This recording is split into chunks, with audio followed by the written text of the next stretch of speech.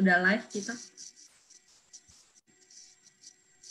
Assalamualaikum warahmatullahi wabarakatuh. Selamat pagi, salam sejahtera untuk kita semua. Selamat pagi Mbak Nurul. Selamat pagi Mas Kiki, Mbak Ratna, Mas Budi. Selamat pagi para Sobat RM. Selamat berjumpa kembali dalam acara Ngopi Pagi. Tamu istimewa kita hari ini Mbak Nurul Arifin, politisi senior Partai Golkar. Beliau sekarang ini menjabat sebagai Wakil Ketua Umum Bidang Komunikasi dan Informasi Partai Golkar. Beliau juga anggota DPR RI Komisi 1 yang membidangi bidang politik, komunikasi, media, dan luar negeri. Beliau selama ini aktif dalam kegiatan di Partai Golkar. Artinya di acara, hampir di semua acara-acara penting beliau hadir. Dan hari Senin lalu, beliau mendampingi Bapak Ketua Umum Partai Golkar, Bapak Erlangga Hartarto, datang ke Kertanegara. Bertemu dengan Ketua Umum Partai Gerindra, Bapak Prabowo Subianto.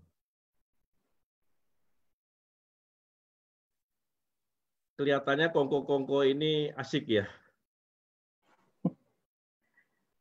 Mungkin membahas dari yang santai-santai sampai yang sangat substansial. Apalagi ini menjelang Pilkada serentak Desember 2020.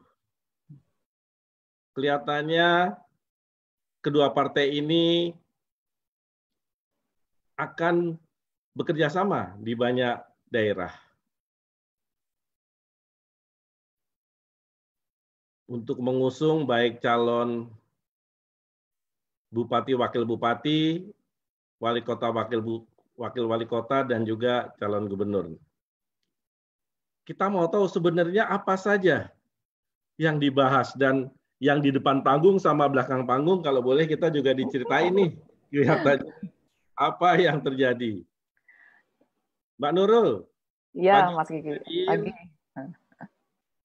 Wartawati senior Rakyat Merdeka, Ibu Ratna Susulowati, dan wartawan senior Pak Budi Rahman Hakim. Saya sendiri Kiki Iswara. Acara ini Mbak Nurul disiarkan secara langsung melalui semua jejaring media sosial Rakyat Merdeka dan RMTV. Jadi langsung disaksikan oleh para sobat RM. Jadi mudah-mudahan acara ini dan diskusi pagi ini bermanfaat buat kita semua. Mbak Nurul silakan bisa memberikan penjelasannya 5-6 menit Mbak Nurul. Silakan. Baik. Selamat pagi. Terima kasih Mas Kiki yang sudah mengundang saya pagi ini, Mbak Ratna, juga Mas Budi, dan rekan-rekan di luar sana yang mungkin sama-sama bergabung pada pagi hari ini. Sebentar, tutup jendela dulu ya, berisik. Nah. Ini asiknya ngopi pagi gini nih, bisa tutup jendela. Ya, jadi kemarin itu kami berkunjung ke sana atas ya bahasanya sih membalas kunjungan lah, walaupun itu terjadi tahun lalu ya. Namun demikian kan silaturahmi politik, komunikasi politik harus berjalan terus tanpa mengenal waktu begitu. Dan kalau kemarin kita 6 orang dari Golkar disambut di sana oleh Pak Sekjennya, kemudian Pak Dasko, dan juru bicaranya ada bersama-sama dengan beliau juga, salah satu teman kami dari Komisi 1 bersama-sama dengan beliau. Nah, ini sebetulnya kunjungan reguler Golkar, baik dikunjungi ataupun mengunjungi setelah yang terakhir kami menerima dari Demokrat, kemudian dari PAN, dan sebelumnya waktu bulan Maret itu dari PKS ya. Jadi selalu lah, apalagi masa-masa sudah mendekati pertarungan di pilkada ini, jadi intensitas kunjungan ataupun komunikasi bertambah. Dan juga kita mengidentifikasi kira-kira dengan mana saja kita bisa berkoalisi di 171 daerah itu dibagi dengan siapa saja begitu. Nasdem pun sudah berkunjung ke kami. Jadi pembicaraan pertama yang kemarin itu memang masalah pilkada utamanya, untuk bisa berkoalisi dan memetakan di provinsi mana ataupun kabupaten mana. Dan ada juga yang Bapak Prabowo bilang, waduh, di sini saya nggak bisa nih, gitu kan. Sudah memberikan paket ini kepada PDIP, ya sudah kita menghargai. Akhirnya dalam posisi yang berbeda lah. Tapi bahasanya Pak Prabowo itu bagus. Orang politik itu di mana-mana itu aja ya, katanya gitu. Jadi semua adalah teman kalau gitu. Karena saya ke sini ke Golkar teman, apalagi dia menyebutnya, Pak Prabowo itu menyebutnya Golkar itu alumni begitu. Jadi selalu kalau ketemu keluarga Golkar itu berasa saya di dalam partai sendiri. Di situ selalu Pak Prabowo itu kan orangnya sangat tertarik kepada masalah pertahanan ya. Beliau banyak berbicara tentang bagaimana membangun sistem pertahanan Indonesia, hankam rata yang menjadi kekuatan nantinya begitu. Karena kalau masalah teknologi mungkin kita kalah dari negara-negara lain, negara maju, superpower dan sebagainya. Tapi masalah hankam rata itu menjadi kekuatan kita yang negara maju itu tidak punya serdadu-serdadu yang kuat gitu ya. Mereka kayaknya pada miris lah kalau melihat Indonesia kemudian memajukan hankam ratanya ini begitu. Jadi menarik di situ fokus Pak Prabowo itu lebih banyak ke pertahanan. Sesekali kami bicara tentang peta politik itu yang memang menjadi target kita untuk memetakan peta koalisi di daerah-daerah gitu ya. Terus yang manisnya dari pertemuan itu adalah, dan tidak layak ya, tidak biasa, karena disuguhinnya kopinya dalam cangkir espresso. Nah, itu saja sudah menarik kan biasanya cangkirnya cangkir kopi biasa, ini espresso. Terus saya melirik dulu ke dalam, oh tapi tidak gelap, ada susunya gitu, nggak kopi pekat gitu. Terus saya pengen nyoba, karena kalau dalam rapat-rapat di komisi itu, dan kalau Pak Prabowo sedang kampanye dulu-dulu itu selalu kopi itu menemani kemanapun, bawa ada termos sendiri, terus cangkirnya juga dibawain. Nah bukan seperti itu kegedean itu mah. Sayangnya saya udah ngopi di luar tadi. Kopi juga gede. Kopi gede. Jadi akhirnya yang lain belum nyeruput kopinya, saya nyeruput duluan kan karena penasaran. Terus waktu saya ngopi, beliau bilang, silakan ngopi, minum kopinya. Terus saya udah setengah, rasanya beda ya Pak. Ini kuat di kayu manis. Oh kamu tahu aja, apalagi katanya gitu kan. Gulanya beda sih. Ayo gula apa? Terus Pak Erlangga yang bilang, kayaknya sih gula aren. Iya betul itu. Terus ada rasa ya itulah jahe sedikit gitu. Jadi memang benar-benar beda ya. Terus karena waktu itu sudah mendekati maghrib, beliau bilang, saya minta kopinya juga dong. Dia bilang gitu. Terus ajudannya bilang, nggak boleh Pak, ini jamnya sudah jam segini. Nggak apa-apa, ini spesial. Soalnya saya kalau mengopi di atas jam 6 itu, jam 10 belum bisa tidur, dia bilang gitu kan. Jadi pertemuannya hangat begitu, karena kita tuh nggak ada sekatnya, karena kan beliau juga merasa bahwa kami ini bukan orang lain begitu. Terus dia melihat saya, melihat Mbak Mutia, dia bilang, nah ini pembela saya di Komisi 1 katanya. Orang yang selalu menyerang saya ada deh gitu ya. Ini yang pembela saya di Komisi 1. Kalau saya itu lebih pada hubungan emosionalnya kan sudah terjalin lama ya. Dulu waktu saya menginjak kemarin ke rumah Kertanegara itu emosi saya kembali pada tahun 2014 ketika pada saat itu di rumah itu berkumpul, kemudian saya karena menjadi jubir terus memberikan statement pada saat siang hari kira-kira jam 12 bahwa kami belum kalah karena kami masih menunggu perhitungan suara, walaupun kemudian di luar sana orang sudah pada turun ke jalanan di Bundaran HI merayakan kemenangan Pak Jokowi pada saat itu. Jadi itulah masa-masa sejarah, hubungan emosional juga sudah terjalin lama, jadi cukup kuat. Gitu. Terima kasih Mbak Nurul. Terima kasih. Kalau dari pembicaraan yang dilakukan, kira-kira peta yang akan sudah dipetakan, kira-kira daerah mana aja yang akan bekerja sama? Misalnya apakah di Tangsel atau di Serang atau di Jawa Barat, di kabupaten mana, di Jawa Timur. Kira-kira paling banyak di Jawa Barat, Jawa Tengah, atau Jawa Timur nih. Kalau untuk tahap pertama, karena kan kalau kita lihat banyak juga Gerindra di Banjarnegara bekerja sama dengan PDIP. Apakah nanti akan bergabung Gerindra, Golkar, PDIP, atau Gerindra dengan Golkar saja? Nah, bagi-bagi wilayahnya ini kan, ini jadi menarik gitu. Karena tadi Pak Prabowo mengatakan di sini kita bisa bersatu, di tempat lain mungkin tidak bisa bersatu. Jadi pilihan-pilihan ini dasarnya sebenarnya apa sih, Mbak Nurul? Ikut nambah dong pertanyaannya nih sama. Apa tuh, Mbak Ratna? Kan tadi Pak Kiki juga mention beberapa daerah. Kalau di catatan saya juga, ini kan Desember 2020 ya, kalau pilkada tidak mundur, itu ada 9 gubernur nih. Iya. Mungkin selain tadi Pak Kiki untuk wilayah kabupaten dan kota, yang menarik juga mungkin posisi kepala daerah di provinsi kan, di gubernur. Ini ada 9 wilayah. Bangga bilang katanya di daerah ini cocok, di beberapa tempat nggak cocok. Nah, kriteria cocoknya itu sempat dibicarain apa enggak? Mungkin ada beberapa highlight lah wilayah mana gitu yang kira-kira akan tetap bersama dengan Golkar dan Gerindra, atau ada wilayah yang enggak gitu. Terus itu aja. Yang saya ingat betul itu karena pembicaraannya agak lama adalah Sulut ya. Sulut itu kan yang incumbent-nya Pak Oli Dr. Kambi. Terus kami memajukan sendiri rencananya Bu Teti.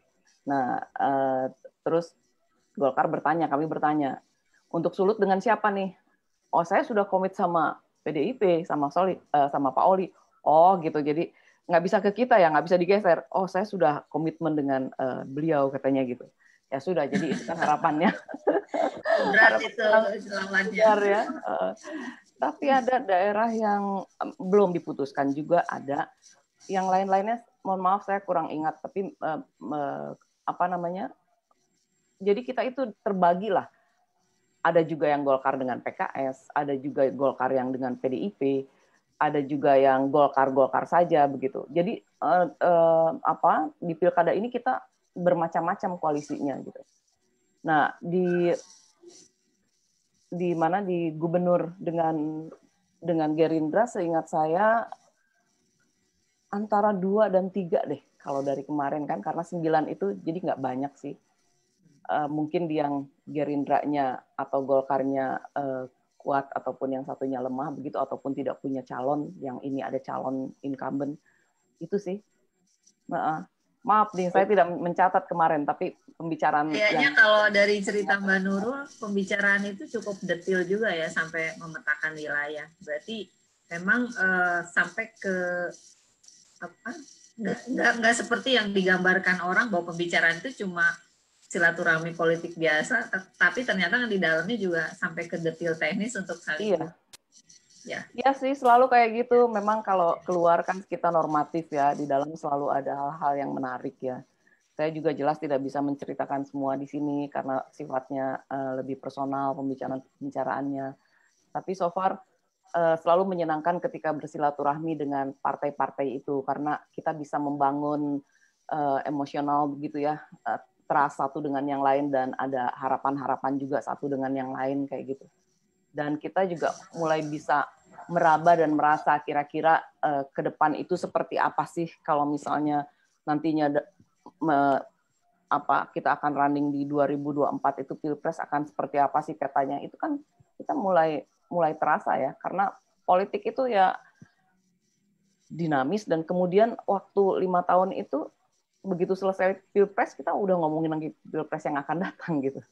Jadi selalu setiap langkah itu kita lihat dengan cocoknya dengan siapa, bagaimana kemungkinannya, ya lebih banyak lagi, lebih bagus lah. Dan kita belum tahu apakah nanti bisa lebih dari 2 calon begitu ya. Karena kan belajar dari pengalaman-pengalaman sebelumnya, selalu kalau misalnya 2 calon itu menyisakan kepedihan-kepedihan, luka yang mendalam, terus apa ya? Emang selalu kayak gitu. Banyak sih jadinya. Yang pilgub lah, yang pilpres lah, selalu dalam banget dan susah move on-nya gitu. Nah ini kan nggak sehat juga ya. Nah kalau bisa ke depannya bisa lebih dari 2 pasang calon lah ya, gitu sih. Mbak Nurul, mau nanya sedikit nih soal di Solo dan Medan nih, apakah ada pembicaraan khusus ya di Kota Solo dan Kota Medan? Kenapa sih, Mas? Ini ada yang ngebisikin ya? Pesanan semua nih, pesanan. Kira-kira aja kalau kira-kira apakah ada? Solo Medan penting. Iya, ya. Ini menarik sih ya, menarik. Cuma saya nggak mau ngomong ya, nggak berani lah, karena ini masih nanti off the record aja. Off the record aja lah. Oke. Ya bukan cuma Medan sih, sebetulnya daerah itu Sumatera. Jadi gitu. penting ya. Daerah Sumatera kan ada pembicaraan yang lucu yang kita serius gitu kan, jadi dan ketawa.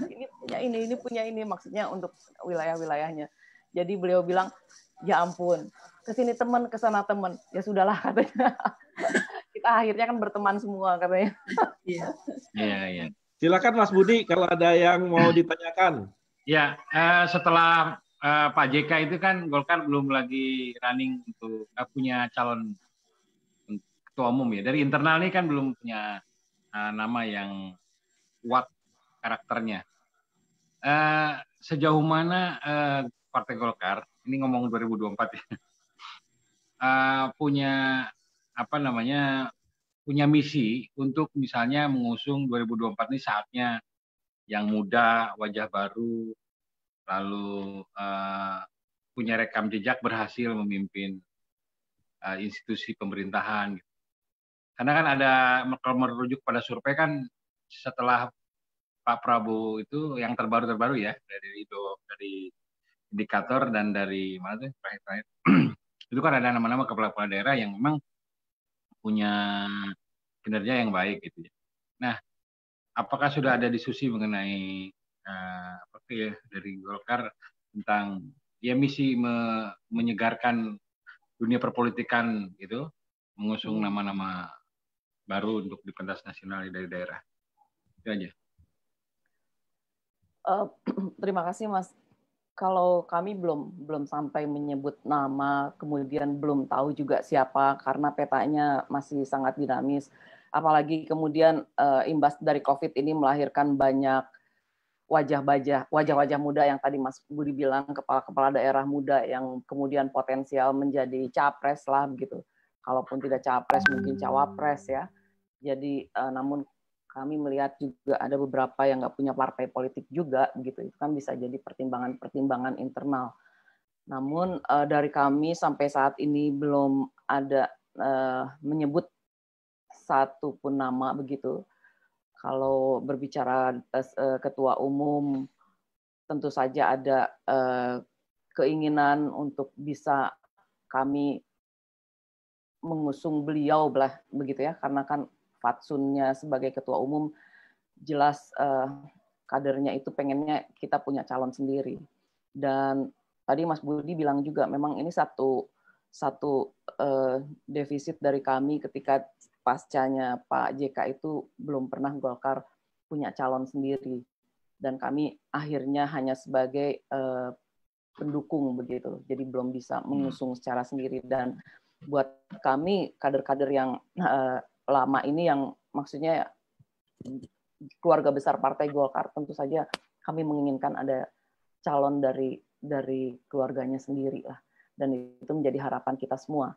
Tapi kalau hari ini masih sangat prematur untuk menyebut nama, kemudian apapun begitu, karena kami tahu bahwa ketua umum kami itu masih sangat bekerja keras buat pemerintah ya. Kalau saya boleh menyebut, beliau juga menjadi salah satu ujung tombak dalam rekonstruksi dari perekonomian saat ini bersama dengan menteri ekonomi lainnya. Dan semoga apa yang dikerjakan beliau dirasakan oleh masyarakat, mungkin begitu ya, sehingga menjadi satu catatan ataupun ingatan positif untuk semuanya. Itu sih harapannya. Terima kasih Mbak Nurul. Dalam pertemuan kemarin tuh dibahas juga nggak? Misalnya kan kondisi pandemi ini belum selesai kelihatannya, sampai akhir tahun kelihatannya belum lah. Kalau dilihat dari vaksinnya juga paling baru pertengahan tahun depan. Kemungkinan pilkada itu ditunda lagi itu dibahas atau tidak? Misalnya jadi ngomong-ngomong aja dulu lah bagaimana. Apakah memang sudah firm pilkada dilakukan Desember, atau kalau kondisinya sampai Desember masih seperti sekarang, apakah mungkin dilakukan? Karena kan nggak bisa kampanye dalam arti yang sesungguhnya, nanti semuanya virtual dan lain-lain. Terima kasih. Ya, kelihatannya kalau masalah pilkada yang tahun ini tidak ada perubahan ya, karena sesuai dengan yang sudah diubah sebelumnya, harusnya Oktober, sekarang Desember, dan tetap kita mengacunya kepada Desember tanggal 9 itu. Caranya saja yang berubah. Jadi kampanyenya mungkin berubah, kemudian tatap mukanya juga berubah begitu. Mungkin juga metode di TPS-nya juga berubah begitu. Tapi kalau kita melihat dari Korsel kemarin, kan mereka juga melakukan pilpres ya dengan situasi yang kemarin masih pandemi dan sukses-sukses aja. Jadi saya kira ini tidak ada masalah. Yang justru yang nanti yang berikutnya ini yang 2022 apakah mau disatukan dengan 2024 ini yang masih jadi pembahasan begitu. Kalau yang sekarang tetap sih belum ada perubahan. Yang saya dengar juga belum ada, ya jadi masih tetap 2020 ini tanggal 9 Desember. Begitu Mas Kiki. Ya. Silakan, mungkin Mbak Ratna ada yang ingin ditambahkan. Terima kasih Mbak Nurul.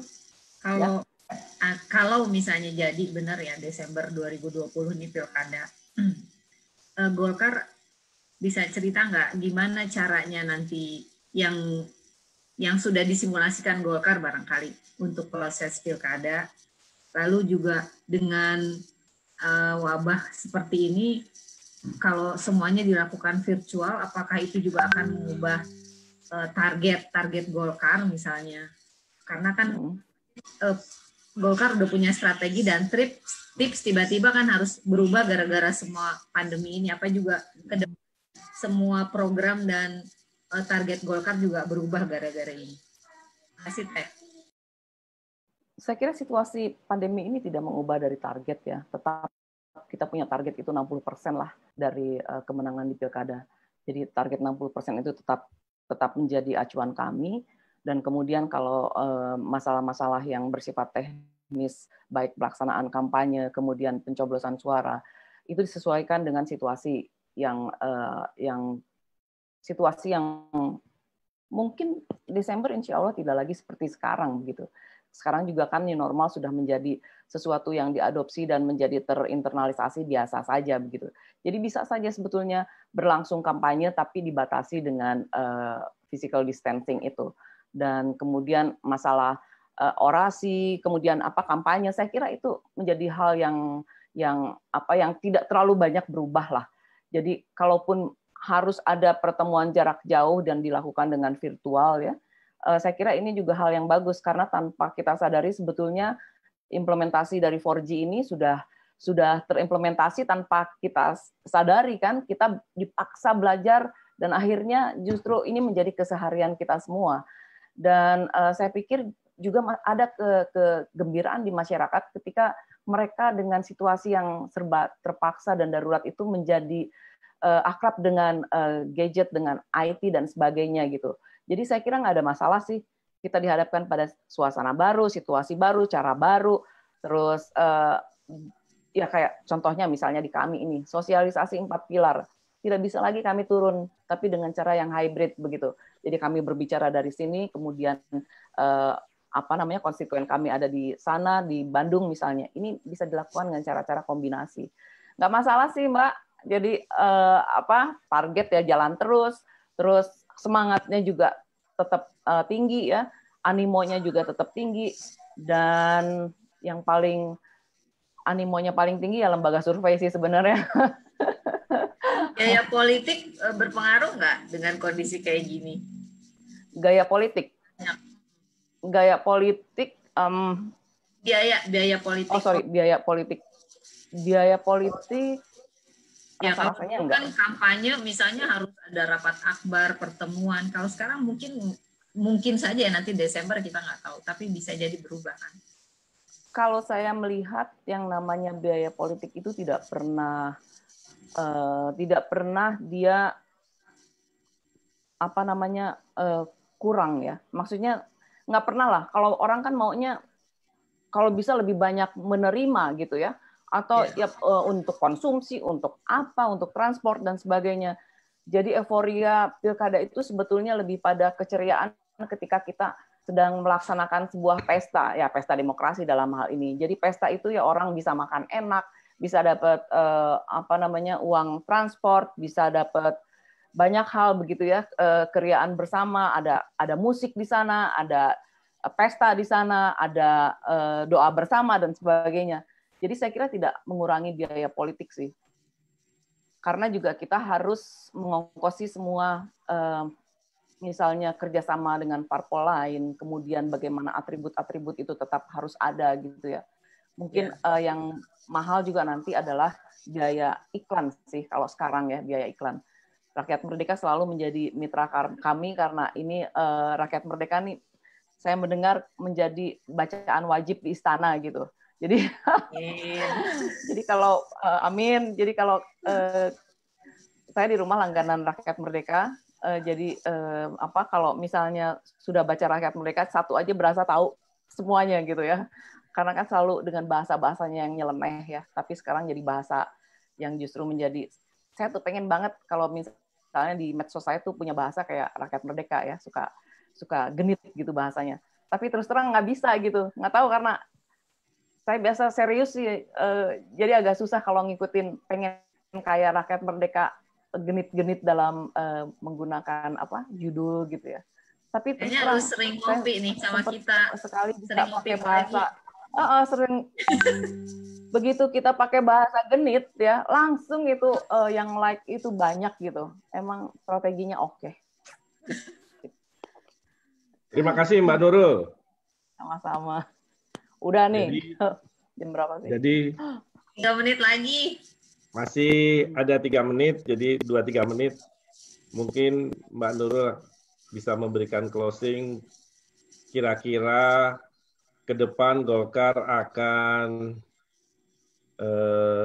seperti apa nih, terutama dalam menghadapi Pilkada serentak Desember 2020. Artinya tadi kan target 60%.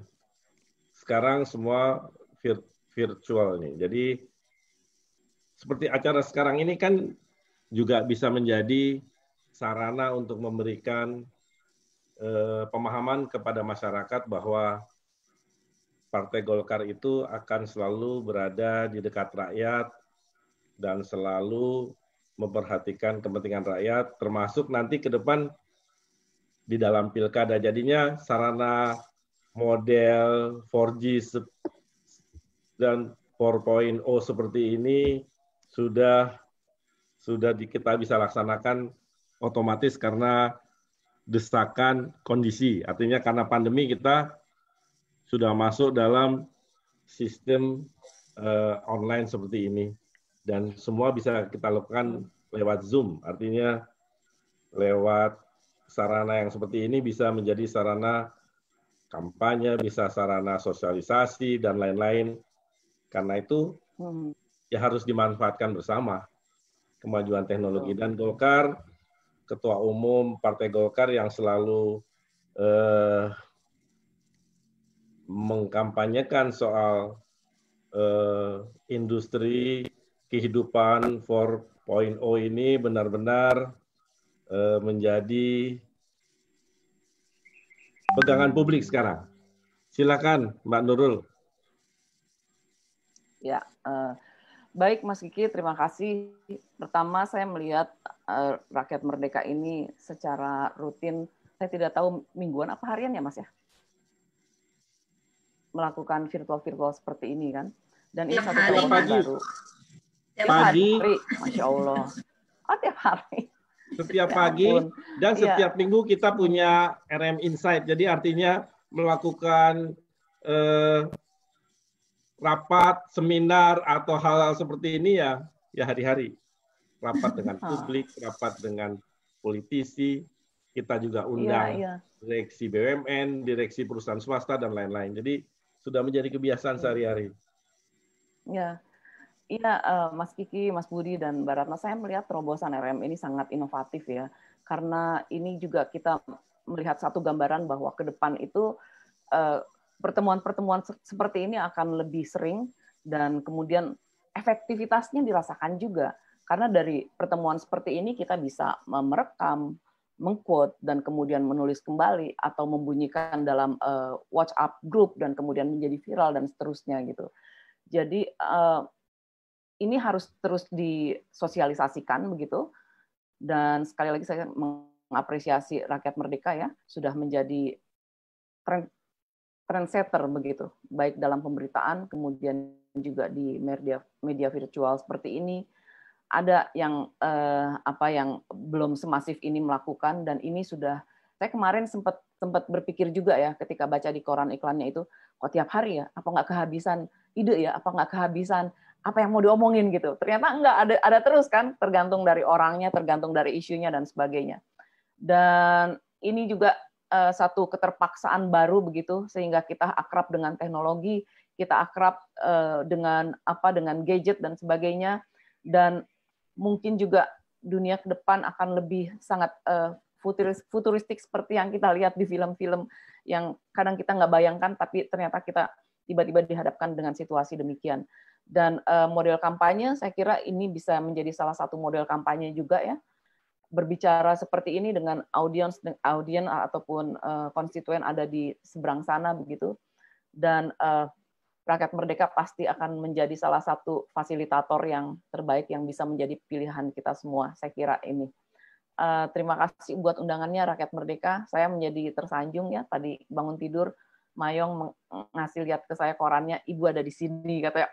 Oh my God, ternyata dikasih iklan juga. Makasih banyak. Ini salah satu modal politik, dan terima kasih untuk mengundang saya, karena ini kehormatan yang besar pagi ini yang saya terima dari Rakyat Merdeka.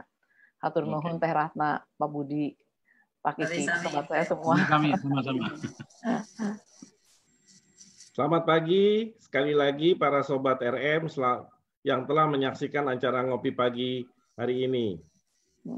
Selamat bertemu kembali pada acara Ngopi Pagi besok.